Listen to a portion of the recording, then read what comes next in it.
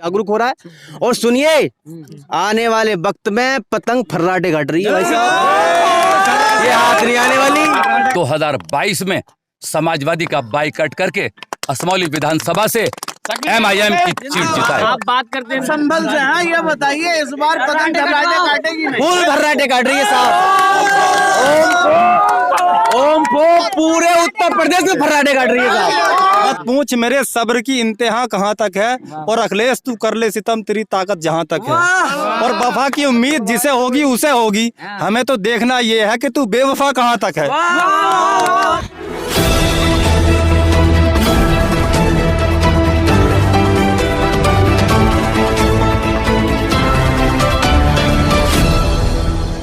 विधानसभा 32 में मेरे बैरिस्टर आली जनाब असदुद्दीन ओवैसी साहब आ रहे हैं। इंशाल्लाह कल के लिए हमने पूरी तैयारी असमौली विधानसभा में कर रखी है, और ये सभा कल की रिकॉर्ड तोड़ होगी। बहुत जनता यहाँ पर आएगी। हमने दर दर जाकर हर मोहल्ले और गांव जाकर नुक्कड़ सभाएं कर कर जनता को जगा दिया है, और आपको कल पता चल जाएगा कि ये सभा मैं समझता हूँ उत्तर प्रदेश की नंबर 1 सभा होगी। अच्छा, भीड़ तो जुटती है। लोग कहते हैं कि जो भीड़ जुटती है, जैसे पिछले विधानसभा चुनाव में अखिलेश यादव की सभाओं में भीड़ उमड़ी लेकिन वोट में कन्वर्ट नहीं हुई, क्या लगता है इस बार ओवैसी साहब की जो भीड़ उमड़ रही है वो वोट में कन्वर्ट होगी? इंशाअल्लाह 99% इस बार जो भीड़ है वो वोट में बदलेगी, इसमें कोई शक नहीं है। क्योंकि उसके लिए हमने जनता को समझा। जब ओवैसी साहब बोलते हैं, मेरा बैरिस्टर बोलता है, तो जनता को सेटिस्फैक्शन तो मिलता है, लेकिन उसके बाद समाजवादी के कुछ तीतर भोली भाली जनता को बहकाते हैं। लेकिन इंशाल्लाह उन तीतरों का इंतजाम हमने किया है, और कल को हम सभा में बताएंगे उन तीतरों का हमने इंतजाम किया है। इंशाल्लाह ये जो भीड़ आ रही है ये इस बार वोटों में तब्दील होगी, इसमें कोई शक नहीं है। इल्जाम तो आपके ऊपर लगता है ना कि आप लोग समाजवादी के वोट काट रहे हैं। इल्जाम तो मीडिया के ऊपर लगता है। आपको मोदी मीडिया कहा जाता था, नहीं, खबरों में आपके ऊपर लगता है ना, आप मोदी मीडिया हैं। मैं भी सुनता था कि मीडिया के लोग सब मोदी के हाथ बिक चुके, तो इल्जाम तो आप पे लगता है मोदी मीडिया है। हमारा अधिकार है, पत्रकार का काम। मैं तो जवाब दे रहा हूँ, तो आप तो मोदी मीडिया है। लगातार ये छप रहा है कि समाजवादी के वोट काटते हुए दिखाई दे रही है MIM, और लगातार ऐसा भी आ रहा है कि जिस तरीके से अभी आप लोगों की रैली ऐसा है, आने वाले वक्त में समाजवादी जो है पार्टी है वो कहने की खत्म होते हुए दिखाई दे रही है। तो बिहार वाला हाल कर रहे हैं आप लोग यहाँ पे। हम बिहार वाला हल नहीं कर रहे हैं, बल्कि वो मुसलमानों को धोखा दे रहे हैं। बिहार में हमने कहा कि गठबंधन करो, उसने गठबंधन नहीं किया। हाँ, ये बात सही है कि तेजस्वी यादव को ये कहना चाहिए था कि ओवैसी साहब आप हैदराबाद से आए हैं, मैं आपको 2 सीटें देता हूँ। लेकिन उसने ये बात नहीं कही। उसने कहा गठबंधन ही नहीं करूंगा, बीजेपी की सरकार बनवा दूंगा, खुद मुख्यमंत्री नहीं बनूंगा, नीतीश को बनवा दूंगा, लेकिन ओवैसी साहब से गठबंधन नहीं करूंगा। यही बात तेजस्वी यादव के खलेरे भाई, उन्हीं की बिरादरी के अखिलेश यादव जो मुसलमानों के मसीहा बनते हैं, वो राजभर, कुशवाहा, जैन चौधरी जो 2-1.5% के हैं, उनको गठबंधन में शामिल कर रहे हैं। क्योंकि वो मुसलमानों से मोहब्बत तो करते हैं लेकिन रूखी करते हैं।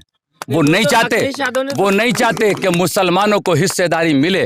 वो ये चाहते हैं कि मुसलमान मेरा ताबेदार रहे। अखिलेश यादव ने तो साफ कर दिया। अखिलेश यादव ने कहा है जो बीजेपी या इस रास्ते पे चलती हुई कोई भी पार्टी हो, चाहे MIM हो चाहे बीजेपी हो, ऐसी पार्टियों के से हम गठबंधन नहीं करेंगे, क्योंकि दोनों के रास्ते वही है। भले ही विचारधारा तो सेम ही है ना, एक हिंदू की बात करता है, एक मुसलमान की बात करता है। मान्य काशीवर राम जी, जो काशी राम जी थे बहुजन समाज पार्टी के, वो आज तक पंडित, ब्राह्मण, ठाकुर, सैनिक, कश्यप, पाल, प्रजापति के घर नहीं गए, वो अपनी समाज में गए। तो क्या हम, मेरा बैरिस्टर यादवों में जाए, जाटवों में जाए, पंडितों में जाए, या अपनी कौम के पास जाए? वो मेरे मुसलमान को बहकाते हैं। इंशाल्लाह मुसलमान समझ गया। सेकुलर शब्द जो है संविधान में, क्या वो खत्म होता हुआ दिखाई? मेरे बैरिस्टर के अलावा जितनी पार्टियां हैं वो सेकुलर नहीं है, वो नाम की सेकुलर हैं। क्योंकि मेरे बैरिस्टर इस बार यूपी में इंशाल्लाह 30-35 टिकट हिंदू समाज को देने जा रहे हैं। जो लोग हमें बदनाम करते हैं वो बिल्कुल गलत हैं। वो मुसलमानों के वोटों पर राज कर रहे हैं, लेकिन समझते क्या हैं? वो मुसलमानों को लूला, लंगड़ा, अपाहिज, मोहताज समझते हैं। और यही समझकर अखिलेश यादव ने ऐलान किया कि अगर मेरी सरकार बनी तो मैं मुसलमानों को ई रिक्शा दूंगा। मेरा ऐलान है कि वो ऐलान करें कि इस बार मैं ई रिक्शा और साइकिल अपनी समाज के यादव जो उनको मोहताज और अपाहिज समझें और नौकरियां मुसलमानों को दें। मैं असमौली से चुनाव भी नहीं लड़ूंगा। अगर बात की जाए, ओवैसी साहब ने खुद कहा मुसलमान 2% पढ़ा हुआ है। ऐसे में अगर प्रधानमंत्री कहते हैं पकौड़ा बेचना तलना रोजगार है, तो वो अगर ई रिक्शा दे रहे तो क्या गलत कर रहे हैं? ये जो 2% मुसलमान पढ़ा लिखा है, ये ई रिक्शा से पढ़ जाएगा? ये ऐसे पढ़ेगा कि पिछले वो नहीं पढ़े, पूरा होने दीजिए। ये इसलिए नहीं पढ़ा, जिस विधानसभा पे आप खड़े हैं 32 असमौली पर, ये 100 किलोमीटर लंबी विधानसभा है।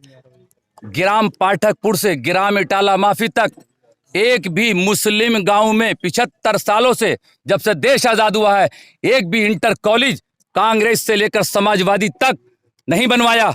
मेरी इस विधानसभा में एक भी इंटर कॉलेज मुसलमान को नहीं दिया। समाजवादी हो या बासपा या कांग्रेस, ये नहीं चाहते कि मुसलमान पढ़े। हम हिस्सेदारी लेंगे और इंशाल्लाह। कब्रिस्तान गिरवा दिए ना कांग्रेस और भाजपा ने। कहाँ गिरवाएं?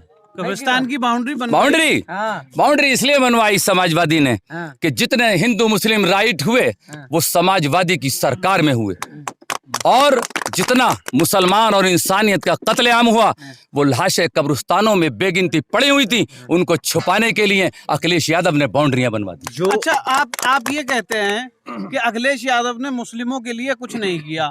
शफीकुर रहमान बर्क संभल से MP हैं, एक नवाब इकबाल महमूद विधायक हैं, 9 मंत्रालय आजम खान को दिए। आपके जनप्रतिनिधियों ने अगर कुछ नहीं किया तो उसका इल्जाम अखिलेश पर क्यों? ऐसा है, ताबेदारी और हिस्सेदारी में अंतर है।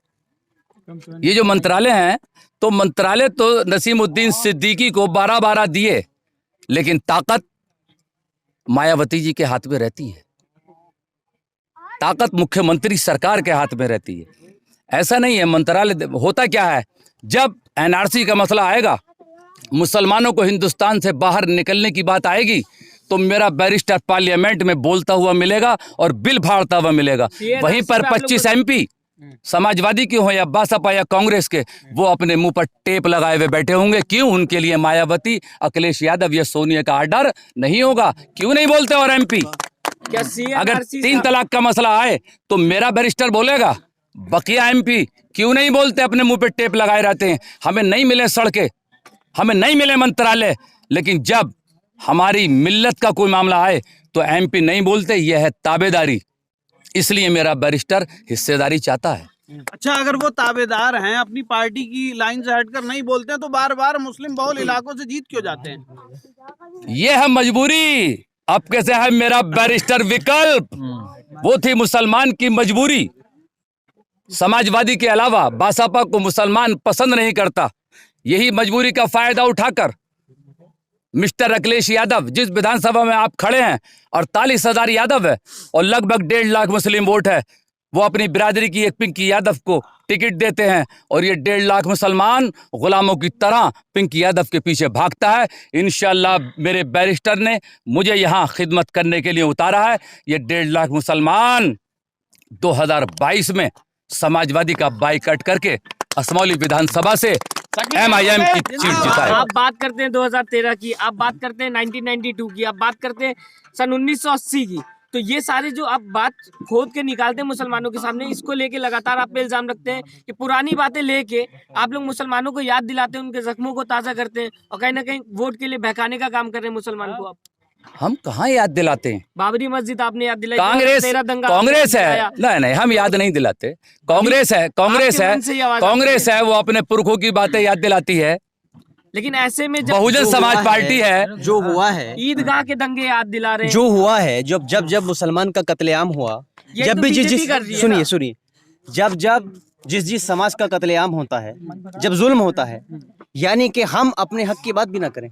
तो जब बीजेपी कश्मीर की बात करती है तो फिर क्यों आप लोगों को दर्द होता है?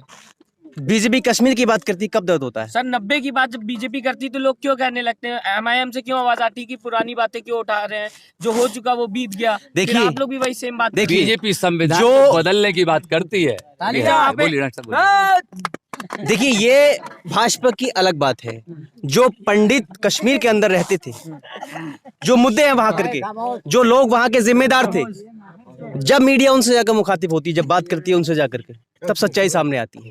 ये एक पॉलिटिक्स, एक राजनीति है। जैसा ये प्रेजेंट करते हैं पब्लिक के सामने, हिंदुस्तानियों के सामने, वैसा कुछ हुआ ही नहीं है। आप लोग राजनीति नहीं करते हैं? राजनीति करते हैं, राजनीति करने के लिए आए हैं। आपकी राजनीति कैसी है मैं ये जानना चाहूंगा। हमारी राजनीति है संविधान को लेकर, हमारी राजनीति लेती है अपनी हिस्सेदारी को लेकर। जो आज तक जिसको हमने वोट दिया, हमारी मुस्लिम समाज ने आज तक जिसको वोट दिया, सबसे बड़ी सवाल भी आपने एक सवाल किया कि बदले में हमने बहुत सारे विधायक दिए, उन्होंने मंत्री बनाए सेकुलर पार्टियों ने, लेकिन आप कोसते हैं अखिलेश यादव को। आपने ये सवाल किया जब डॉक्टर मसूद साहब को मंत्री बनाया गया था, जिस तरह से वो उनके साथ में साजिश की गई, उनको कलम चलाने की इजाजत नहीं दी गई। जब मुख्यमंत्री, जब वो उनको एजुकेशन मिनिस्टर बनाया गया था, नहीं दी गई उनको चलाने की इजाजत। वो असली नेता थे, उन्होंने इस्तीफा दे दिया पार्टी का। कलम तो इन्हीं के हाथ में है ना, चलाने की इजाजत ये नहीं देते ना। तो आपकी पार्टी पर इल्जाम लग रहा है कि आप आजम खान के नाम पर राजनीति कर रहे हैं। क्यों ना करें? जिस आदमी ने, जिस इंसान ने, जिस नेता ने अपनी सारी जिंदगी एक पार्टी के लिए कुर्बान कर दी, जिसने अपने कंधों पर बिठा करके समाजवादी पार्टी के लोगों को एक 4-4 बार मुख्यमंत्री बनाया, उसकी बात हम क्यों ना करें? तो क्यों नहीं आते? चलिए ठीक है, आप लोग रोड पे नहीं आते, आप लोग कभी भी उनके नाम से, बैरिस्टर खुद है वो ऐसी साहब, अगर चाहे तो कोर्ट में जा सकते हैं, उनके साथ पीछे कितने वकील हैं, लेकिन वो सारी चीजें छोड़ के आप लोग लगातार मन से उनके लिए आवाज उठाते। तो लगता तो यही कि साफ सीधी बात, आप आजम खां के नाम पे वोट एक साइड करना चाहते हैं। जनाब, हम आवाज उठाते तो हैं, उनकी पार्टी के जिम्मेदार लोग, उनके पदाधिकारी। तो आवाज स्टेज से उठाना मतलब कि आप लोग पूरी राजनीति कर रहे हैं आजम खां के। वक्त आएगा, आप लोग रोड पे वक्त नहीं आएगा, आते। कोर्ट में भी लड़ा जाएगा। कार्यकर्ता आपके रोड पे आ सकते थे, आप लोग चाहे तो। वक्त आएगा, कोर्ट में भी लड़ा जाएगा। जिस तरह से आवाज उठनी चाहिए, संवैधानिक तौर पे सारी आवाज उठाई जाएगी। मैं सीधी सीधी बात ये कहना चाहता हूँ कि आज तक इन सेकुलर पार्टियों ने मुस्लिम समाज को कुछ नहीं दिया। अभी एक भैया बता रहे थे, अभी सुनिए, अभी एक भैया बता रहे थे कि बाउंड्री कब्रिस्तान की, कब्रिस्तान की बाउंड्री करने से हमें कब्रिस्तान की बाउंड्री नहीं चाहिए। कमेटी भी तो बनाई, हज कमेटी बनाई, हज कमेटी बनाई, क्या हुआ उससे? क्या हुआ? आप लोग सुनिए जनाब, सुनिए। 2012 के घोषणा पत्र में जो हमें कहा था कि 17-18% रिजर्वेशन देंगे, वो चाहिए था हमें। हमें कब्रिस्तान की बाउंड्री की जरूरत नहीं थी, नौकरियों की जरूरत थी। रिक्शा चलाइए ना, रिक्शा हम देंगे अखिलेश यादव को और उसके मानने वाले को रिक्शा नहीं, हम देंगे उसको, वो चलाया करके। आज तक हमने दिया है उसको वोट। सही बात। हमें नौकरियां चाहिए, हमारे बच्चों को नौकरियां चाहिए। जब 2% आप पढ़े लिखे हैं तो आप 18% इसके लिए जिम्मेदार कौन है? यही तो हम बताना चाहते हैं अपने समाज को। यही तो उत्तर प्रदेश के नागरिकों को बताना चाहते हैं कि हम 2% पढ़े लिखे रह कैसे गए। जब देश आजाद हुआ था तो 35 से 40% हिस्सेदारी नौकरियां हुआ करती थी, ये अचानक घट कैसे गई? उससे पहले तो क़यादत कोई मजबूत नहीं थी, कोई हमारी सत्ता नहीं थी।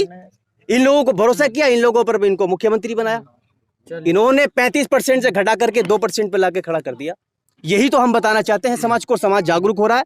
और सुनिए, आने वाले वक्त में पतंग फर्राटे काट रही है भाई साहब, ये हाथ नहीं आने वाली, फर्राटे काट रही है, फर्राटे काट रही है। वो सब बातें सही हैं। आप जिस आजम खान की बात करते हैं, मंच से जिसके लिए आवाज उठाते हैं, उन्होंने एक यूनिवर्सिटी बनाई, मुस्लिम नौजवानों को पढ़ने के लिए यूनिवर्सिटी बनाई, लेकिन आज जब वो जेल में हैं तो उनके लिए चंद दलित लड़के रामपुर के अंदर धरना स्थल पर बैठे हुए हैं, धरना दे रहे हैं, उनकी रिहाई की मांग कर रहे हैं। लेकिन मुस्लिम नौजवान और मुस्लिम जो AIMIM से जुड़े हुए हैं वो कहीं नजर नहीं आते। देखिए, उनके लिए मैं एक छोटा सा शेर कहूंगा। बोलिए कि उनके लिए एक छोटा सा शेर है। जो समाजवादी पार्टी के लोग लड़ नहीं रहे हैं और हमारे दलित भाई लड़ रहे हैं। MIM भी नहीं लड़ रहे हैं, आपको मैं बता दूं। MIM तो देख रही है ना, रोड पे आ रहे हैं, बहुजन समाज के लोग। मत पूछ मेरे सब्र की इंतहा कहाँ तक है, मत पूछ मेरे सब्र की इंतहा कहाँ तक है, और अखिलेश तू कर ले सितम तेरी ताकत जहाँ तक है, और वफा की उम्मीद जिसे होगी उसे होगी। हमें तो देखना ये है कि तू बेवफा कहाँ तक है। हमें उसकी बेवफाई का अंदाजा लगाना है कि कहाँ तक हमारे साथ बेवफाई करेगा। वरना आज ही बैरिस्टर साहब अगर हमें हुक्म दे दें तो पूरी MIM की टीम, एक एक बंदा, एक एक कार्यकर्ता सड़क पे जाम कर देगा, रोड जाम कर देगा। क्योंकि हम देखना ये चाहते हैं कि वो कहाँ तक बेवफा है, कहाँ तक हमारे साथ जुल्म तो करता जा है। रहे हैं ना, जेल में गई अभी डिम्पल यादव, आप तो जेल तक भी नहीं गए। भाई साहब, हमने थोड़ा सा ही, हमारे सदर साहब ने थोड़ा सा बोला था कि आप हम लोग मिलना देखते चाहते रहेंगे। हैं। क्या हुआ? अखिलेश यादव भी पहुंच गए और वो गवैया भी पहुंच गया, इमरान प्रतापगढ़ी, सब पहुंच रहे आप हैं। लोग कह दीजिए, एक बार छुड़ाना चाहते हो तो क्या पता छूट हम जाए। हम छुड़ाना चाहते हैं, हमने कहा ना हमें देखना ये है कि तू बेवफा कहाँ तक है, तो मतलब हमारे आप साथ देख कहाँ रहे तक हैं, ज्यादती अगर होती है। आप देख रहे हैं कि कब तक दूसरा बेवफा है। हाँ, हम आजम देख खान ज्यादा जरूरी है कि- ऑप्शन दे रहे हैं हम उसके लिए कि मान जा आप भी। एक यूनिवर्सिटी खोलने का इतना बड़ा जुल्म हो गया उनके ऊपर कि उन्हें उठा के जेल में बंद कर दिया गया। ऐसा नहीं होता है, सिर्फ मुसलमान होने की सजा उनको मिल रही है। इतना मुसलमान होने गरीब की हो सजा। गया आजम खान साहब, इतने गरीब हो गए कि बकरी चुराएंगे, भैंस चुराएंगे। आरोप है, साबित नहीं हुए हैं, ये साजिश है। देखिए असमौली पिता, चलिए डॉक्टर साहब ये बताइए, आप संभल से हैं, ये बताइए इस बार पतंग फर्राटे काटेगी नहीं? फूल भर्राटे काट रही है साहब। ओम को पूरे उत्तर प्रदेश में फर्राटे काट रही है साहब।